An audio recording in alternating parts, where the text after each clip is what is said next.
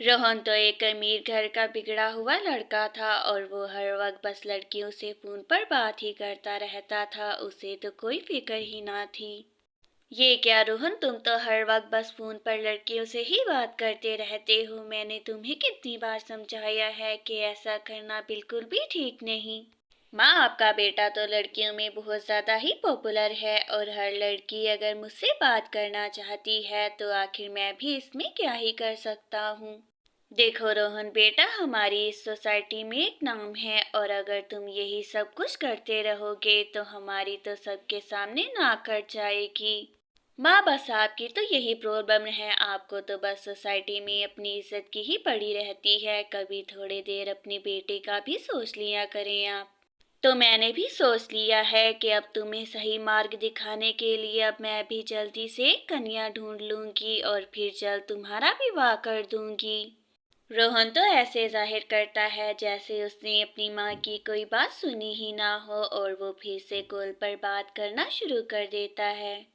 सविता तो अपनी इस बेटे की हरकतें देखकर बहुत ज्यादा ही परेशान हो जाती है और वो अपनी बेटी से इस बारे में बात करने के लिए जाती है। तुम्हारे भाई की हरकतें तो दिन ब दिन ही खराब होती जा रही हैं। मैं सोच रही हूँ कि जल्द ही एक अच्छी कन्या तलाश कर उसका विवाह कर दूँ। माँ, मेरी एक दोस्त राधा है, वो बहुत ज्यादा ही अच्छी है और उसका सिर्फ एक भाई ही है। बचपन में ही उसके माता पिता चल बसे थे। तो ठीक है राधिका, मैं कल ही तुम्हारे साथ तुम्हारी दोस्त के घर चलूंगी और अगर मुझे वो पसंद आ गई तो कल ही रिश्ता पक्का कराऊंगी मैं। जल्द ही अगली सुबह भी हो जाती है और राधिका अपनी माँ को लेकर अपनी दोस्त के घर जाती है और वो कहती है, बेटा करण, मैं आज यहाँ पर तुम्हारी बहन का रिश्ता मांगने आई हूँ अपने बेटे के लिए। अगर तुम चाहो तो आज ही हम पक्का कर लेते हैं। देखे माँ जी, मैंने अपनी बहन को बहुत ही नाजों से पाला है। अगर आपका बेटा इसका ख्याल रखेगा तो फिर मेरी तरफ से भी हाँ ही है। इस तरह रोहन की माँ तो उसका रिश्ता राधा से पक्का कर देती है और वो सब इस बात से बहुत ज्यादा ही खुश थे। और ऐसे ही कुछ समय भी बीत जाता है और कुछ ही समय में आखिर वो दिन भी आ ही जाता है जब रोहन और राधा की शादी का दिन भी आ जाता है और रोहन कहता है, देखो राधा, आज ही मैं तुमसे ये बात क्लियर कर लेना चाहता था कि चाहे आगे चल के कुछ भी क्यों ना हो जाए, तुम मेरे लाइफ में इंटरफेयर नहीं करोगी। रोहन जी, आखिर आप ये कैसी बातें कर रहे हैं? मैं आपकी जीवन संगनी हूँ, तो अगर आप गलत करेंगे तो मुझे तो रोकना ही पड़ेगा। और इस तरह वो दोनों अपनी सुहागरात बहुत ही अच्छे से मनाते हैं और इस तरह रोहन पहले तो राधा से बहुत ही अच्छे से रहता है, लेकिन कुछ ही समय में वो तो राधा से बोर हो जाता है और अपनी पुरानी हरकतों पे ही उतर आता है। कुछ समय भी बीत जाता है और कुछ ही समय में राधा प्रेग्नेंट हो जाती है। माँ जी, आपको बहुत बहुत बधाई हो, आपकी बहू माँ बनने वाली है, लेकिन आपको इसका खास ख्याल रखना होगा, कोई भी स्ट्रेस नहीं देना। डॉक्टर जी, आप बिल्कुल भी चिंता मत करें, मैं अपनी बहू का ख्याल बहुत ही अच्छे से रखूंगी और इसको कोई भी स्ट्रेस नहीं होने दूंगी मैं बिल्कुल भी। सविता तो आज बहुत ज्यादा ही खुश थी क्योंकि डॉक्टर जी ने उसको इतनी बड़ी खुशखबरी जो सुनाई थी। राधा बेटी, तुमने सुना था ना कि डॉक्टर जी ने क्या कहा था? तुम्हें अब से सिर्फ आराम करना है और कोई भी स्ट्रेस की बात हो तो मुझे बताना। माँ जी, आप बिल्कुल भी चिंता मत करें, मुझे डॉक्टर साहिबा की सारी बात ही याद है और अब मैं अपने और अपने बच्चे का पूरा ख्याल रखूंगी अब से। इतनी खुशी की खबर सुनकर रोहन तो बिल्कुल भी खुश नहीं लग रहा था और उसकी माँ कहती है, देखो रोहन बेटा, अब तुम्हें राधा का आगे से भी बहुत ज्यादा ख्याल रखना होगा। अब वो माँ बनने वाली है तो तुम्हें उसकी बहुत केयर करनी होगी। माँ, मुझसे तो ये सब कुछ नहीं होता है और जितना ही आप मुझे इन सब से दूर रखेंगी मुझे लगता है कि सबके लिए उतना ही अच्छा होगा। रोहन की ऐसी बातें सुनकर राधा को तो बहुत ज्यादा दुख होता है, लेकिन वो फिर भी कुछ नहीं कहती। ऐसे ही कुछ समय भी बीत जाता है और अब राधा तो अपनी नंद के साथ मिलकर सारे घर का काम करती है।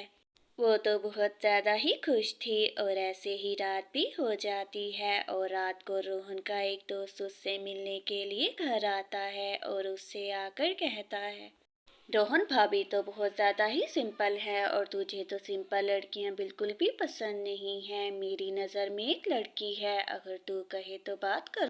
अरे वरुण, ये तो सब कुछ ठीक है, लेकिन आखिर राधा का क्या होगा? वो तो मुझे बिल्कुल भी छोड़ने नहीं वाली। ये तो आइडिया बिल्कुल ही खराब है। रोहन मेरे दोस्त, इतना डर क्यों रहा है? जब तू शादी कर लेगा तो आखिर कौन ही तेरा कुछ बिगाड़ लेगा। सभी एक एक कर एडजस्ट हो जाएंगे। ये बात तो बिल्कुल ठीक है राधा, आखिर मेरा कर ही क्या लेगी। मैं कल ही जाकर उस लड़की से विवाह कर लूंगा और उसे अपने साथ लेकर आऊंगा। इस तरह वह दोनों दोस्त प्लान बनाते हैं और जैसे ही सुबह हो जाती है, रोहन और उसका दोस्त तो जाकर कपड़े भी खरीद लेते हैं। रोहन तो क्लोथिंग स्टोर से जाकर अपनी बीवी के लिए शादी का जोड़ा और साथ ही कुछ मॉडर्न कपड़े भी ले लेता है और फिर उससे विवाह कर वो जल्द ही उससे अपने घर ले जाता है। रोहन, आखिर तुम मेरे साथ ऐसा कैसे कर सकती हो? तुम्हें तो मेरी परवाह थी ही नहीं, लेकिन मुझे लगा था कि तुम्हें अपने बच्चे की परवाह तो होगी। राधा, तुम ये अपनी सो कुल बातें बंद ही कर दो तो अच्छा है। वैसे भी मुझे अपने बेटे की बहुत ज्यादा परवाह है, लेकिन अब मैं तुम्हारे साथ और नहीं रह सकता। रोहन, तुम एक बहुत ही मतलबी शख्स हो जिसे अपनी जात के अलावा किसी की भी परवाह है ही नहीं, ना माँ की और ना बहन की। अपने बच्चे की क्या करोगे? राधा की किसी बात का भी रोहन पर तो बिल्कुल भी असर नहीं पड़ता है, लेकिन वह किसी के लिए भी नहीं रुकता और ऐसे ही कुछ समय भी बीत जाता है और कुछ ही समय में राधा एक प्यारे से बेटे को जन्म देती है। रोहन तो अपने बेटे से बहुत ज्यादा प्यार करता था और उसके साथ ही वक्त बिताता था। रोहन तो अब सारा दिन सिर्फ अपने बेटे से ही बातें करता रहता था और ये बात उसकी दूसरी बीवी को बिल्कुल भी पसंद नहीं आती। उसे ये सब देखकर बहुत गुस्सा आता है। रोहन को तो अपने बेटे से बहुत ज्यादा ही लगाव होता जा रहा है। अगर ऐसा ही रहा तो ये सब कुछ तो इसके नाम ही कर देगा और मैं क्या करूंगी? देखो राधा, तुम्हारे लिए यही अच्छा होगा कि तुम चुपचाप अपने बेटे को यहाँ से लेकर कहीं और चली जाओ, वरना मैं तुम दोनों को नहीं छोड़ूंगी। देखो राधिका, अगर तुम्हें मेरे बेटे से इतनी ही प्रॉब्लम है तो जाकर रोहन से बोल दो कि वो हम दोनों को इस घर से बाहर निकाल दे।